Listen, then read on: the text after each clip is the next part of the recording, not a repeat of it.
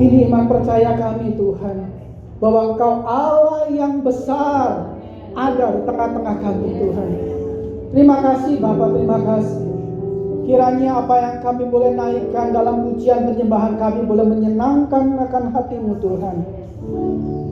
Karena tidak ada jalan lain kami boleh membalas segala kasih-Mu, kasih setia-Mu, kebaikan-Mu sepanjang hidup kami.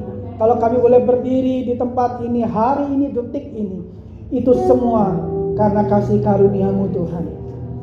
Terima kasih Bapa. Sebentar kami mau duduk diam mendengarkan isi hati-Mu. Sampaikan apa yang mau Kau sampaikan. Urapi setiap kami, karena pengurapan-Mu itu yang mengajar setiap kami, sehingga kami boleh menangkap, mengerti apa yang sedang Engkau sampaikan di tengah-tengah kami. Terima kasih Bapa. Seperti Maria, kami akan duduk diam menyambut akan firman-Mu. Dalam nama Tuhan Yesus, mari sama-sama kita katakan amin. Shalom, selamat siang, silakan duduk ibu-ibu. Kalau bicara Natal itu biasanya semua orang senang. Ada di sini yang kalau ngomong dengar kata Natal tuh rasanya, waduh, menderita gitu, sedih. Kayaknya nggak ada ya. Karena memang sejatinya Natal itu adalah kesukaan besar. Amin. Hari ini, siang ini kita mau merenungkan satu saja tentang kisah Natal. Sebelumnya saya undang kita baca dalam Matius 1 ayat yang ke-23. Ayat ini sering sekali dikumandangkan ketika menjelang momen-momen Natal. Ya, tapi biarlah kita boleh melihat ayat ini dari sudut pandang yang berbeda. Matius 1 ayat yang ke-23. Oh, ini Holy Script. Sekarang bukan hanya Holy Bible gitu ya, ada Holy Script. Cepat sekali, haleluya. Kita baca sama-sama ya ibu-ibu ya.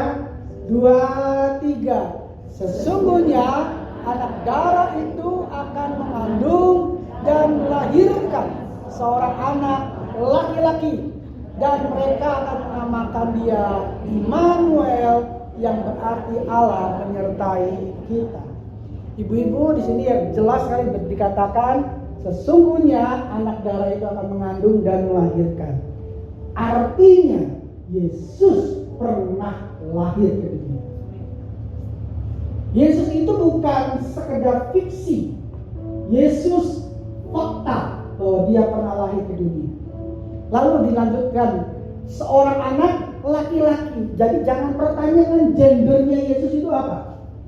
Ya, lanjut. Dan mereka akan menamakan dia Immanuel, yang berarti Allah menyertai kita. Siang ini kita mau merenungkan satu kata aja, Immanuel. Tadi kita udah sama-sama nyanyi lagunya ya. Sering sekali kita dengar kata Immanuel, Immanuel, Immanuel. Problemnya, what is Immanuel? Kira-kira 3 minggu yang lalu, ketika saya dalam satu perenungan pribadi, Tuhan itu bertanya dalam hati saya begini, kamu menyebut aku Immanuel, apa sih arti Immanuel itu? Tuhan tahu saya akan menjawab, Allah besertaku. Makanya Tuhan bilang gini, jangan jawab Allah besertamu. Ya. Seringkali kita selalu bilang begini, apa arti Immanuel? Allah beserta kita. Tetapi problemnya begini, apa dampak dari Allah beserta kita? Bukan hanya sekedar kita tahu arti definisi dari Immanuel itu sendiri. Paham? Paham ya? Nah, minimal ada tiga dampak yang pasti kita akan nikmati. Jadi kalau kita bilang begini, Immanuel itu adalah gelarnya Yesus. Yes. Tetapi di balik gelar itu ada janji yang Tuhan sodorkan buat kita. Yang istilahnya gini, Tuhan berani bilang begini, karena aku punya gelar Immanuel. Ayo, kalau kamu tidak mengalami Allah besertamu, agihlah saya. Wow. Get the point? Tuhan sampai mau bilang, Aku bukan hanya sekedar punya gelar, tapi aku ada janji yang pasti aku genapi di balik gelar itu. Apa itu? Yang pertama adalah satu, kalau Allah itu beserta kita. Allah itu beserta kita waktu kapan? Every season in our life. Setiap kita tidak dipungkiri pasti mengalami banyak musim. Kalau Natal ada di akhir tahun, artinya sepanjang Januari, 1 Januari sampai terakhir, pertanyaannya, musim apa yang kita alami? Tetapi sadarkah? Every season in our life, setiap season, setiap musim dalam hidup kita, Tuhan menyertai kita. Tuhan menyertai kita bukan saat kita lagi happy. Dia bilang, oh kamu lagi happy, aku ikut serta kamu. Tapi ketika kita lagi down, lagi ada dalam lembah bayang-bayang maut, lembah kekelaman, Tuhan bilang, I don't care. Seperti itu? Tidak. Kalau Tuhan bilang, aku besertamu, kapan Tuhan beserta kita? Setiap musim dalam hidup kita. Mungkin pernah kita dengar lagu ini. Musim berlalu,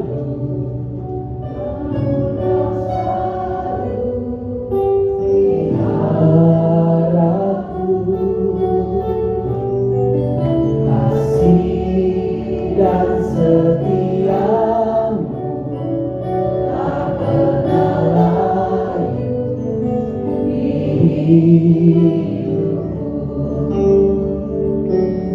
di luas dari samudra, kebaikanmu Bapa takkan habis hidupku. Lebih tinggi dari cakrawala, tak terbatas kasih-Mu.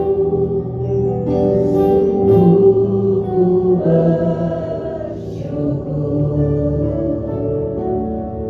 Semusim berlalu, semusim berlalu, semusim berlalu, dan every seasons in our life, Tuhan bilang begini, I will be there with you.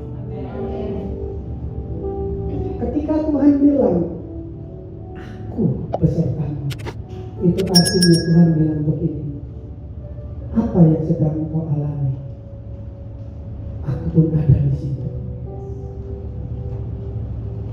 Satu ketika saya pernah alami dalam keadaan di titik nadir hidup saya. Saya bilang, why? Saya seperti ada dalam satu lembah. Saya merasa juga seperti saya ada di tengah-tengah lapangan bola, alone. Saya selalu bilang, Tuhan di mana Engkau? Tuhan cuma bilang begini, sekalipun kamu tidak bisa merasakan aku ada, believe me, I be with you.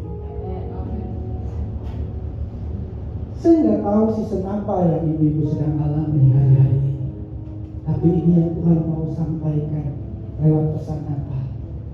Allah tetap ada beserta. Amin. Yang kedua, janji yang kedua yang Tuhan siap.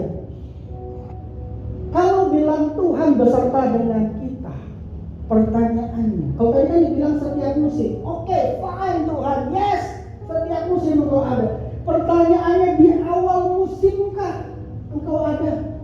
Atau di tengah? Atau di akhir musim Engkau ada Tuhan?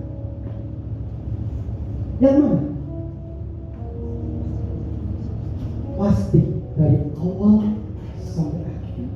Kenapa? Ingat, Tuhan juga bilang begini, aku adalah Alfa dan Omega, yang awal dan yang akhir.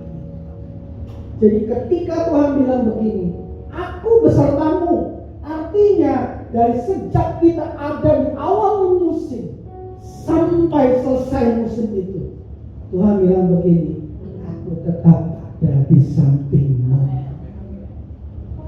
Bukankah itu janji yang luar biasa? Ketika janji seperti itu kita pegang, apapun musim yang kita hadapi, kita akan punya kekuatan. Amin. Karena tidak semusim berlalu, semusim berlalu. Kenapa bisa berlalu? Karena Tuhan beserta dengan kita. Amin. Yang ketiga,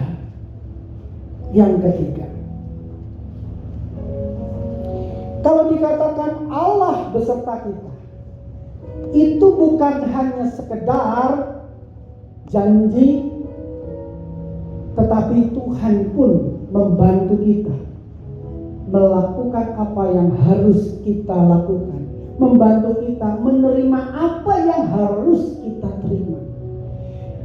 Ibu-ibu, berapa banyak dari kita yang percaya Tuhan itu selalu senang memberi janji buat kita. Tetapi percayailah, Tuhan itu bukan hanya Tuhan yang senang berjanji, tetapi juga Tuhan senang menggenapi janji. Tuhan kita bukan penyanyi dangdut, ibu-ibu.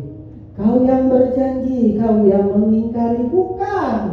Tetapi Tuhan adalah Tuhan yang berjanji dan Tuhan yang menggenapi. Tapi renungkan ini. Ketika Tuhan bilang begini, oke, aku akan genapi janji. Pertanyaannya, kita struggling sendiri, kita berjuang sendiri dalam menantikan kegenapan janji Tuhan, atau Allah tetap beserta dengan kita? Jawabannya, Tuhan bukan hanya sekedar memberi janji itu, tapi Tuhan juga bilang begini, ayo nak, aku gandeng tanganmu sampai aku genapi janji itu buat kamu. Wow. Seringkali kalau kita mengalami ujian di sekolah, mau lulus, buat ujian berhasil. Tapi siapa yang ngerjain ujiannya? Kita sendiri. Apakah guru kita menemani kita mengerjakan soal? No, betul. Apakah orang tua kita menemani kita dalam kita mengerjakan soal-soal ujian? No, tidak. Tetapi setiap ujian yang Tuhan izinkan kita alami, Tuhan bilang begini, I go be there with you. Wow. Itulah artinya Immanuel. Itu arti Immanuel. Ada satu ayat, mungkin sering kita dengar ayat ini. Roma 8 ayat yang ke-37. Roma 8 ayat yang ke-37. Holy Spirit boleh tampilkan? Tapi dalam semuanya itu kita lebih daripada orang-orang yang menang oleh Dia yang telah mengasihi kita. Kita sering dengar bilang kita lebih dari orang, lebih dari pemenang, betul? Pertanyaannya, kok bisa? Kok bisa? Kok bisa? Kenapa kita lebih dari pemenang? Karena ketika kita masuk dalam ujian, Tuhan yang Maha Kuasa berjalan bersama dengan kita. Ketika kita ada dalam masalah, Tuhan, the breakthrough master, berjalan bersama kita. Ketika kita ada dalam masalah, Tuhan yang tahu solusinya berjalan bersama dengan kita. Makanya kita disebut orang yang lebih daripada pemenang.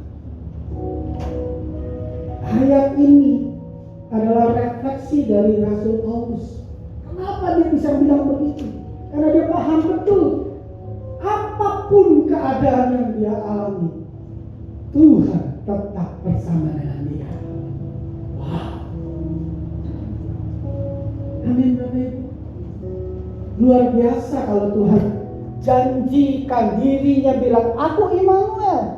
Bukan sekedar slogan, bukan sekedar gelar, tetapi ada janji Tuhan di balik itu. Amin.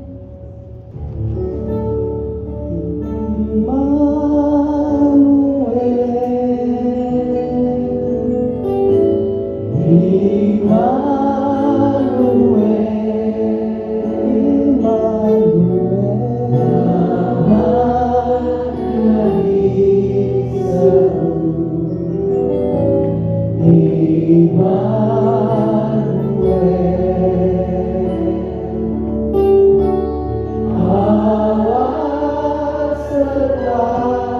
Mari nyanyikan dengan iman.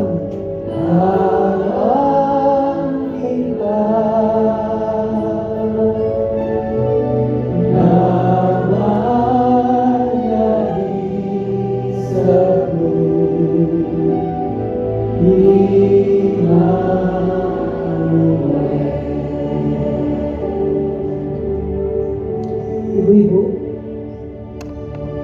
tentu sepanjang tahun ini kita sudah banyak alami banyak hal. Betul ya? Ayo kita renungkan. Apakah janji Immanuel itu kita bisa rasakan? Apapun musim yang kita alami, mungkin kita tidak sadari kalau Dia selalu beserta dengan kita.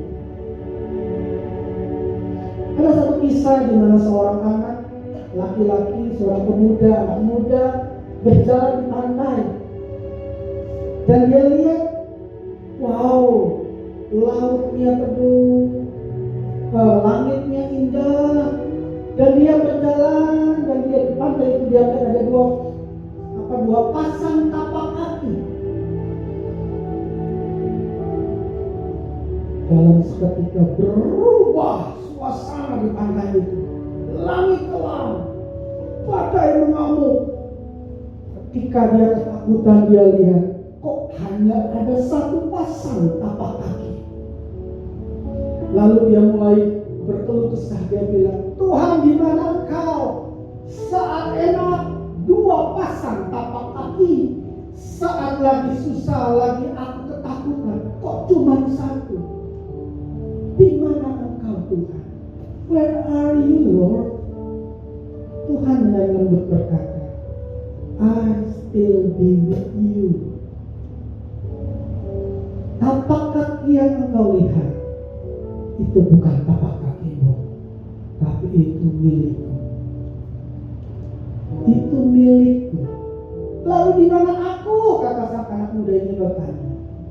Engkau sedang aku gendong. Tuhan tahu batas kekuatan kita. Tuhan bisa menyertai kita dengan Dia menggandeng tangan kita. Tapi ada saatnya ketika kita sedang kepayahan begitu luar biasa, Tuhan tidak gandeng kita, tapi Tuhan gendong kita. Jadi jangan pakai penglihatan kita. Ketika saya alami, Tuhan mau bilang, jangan pakai perasaanmu. Sekalipun kamu tidak bisa merasakan kehadiranku, aku tetap ada besertamu. Amin. Yuk, saya undang kita bangkit berdiri. Kita angkat lagu ini tadi. Immanuel, Immanuel.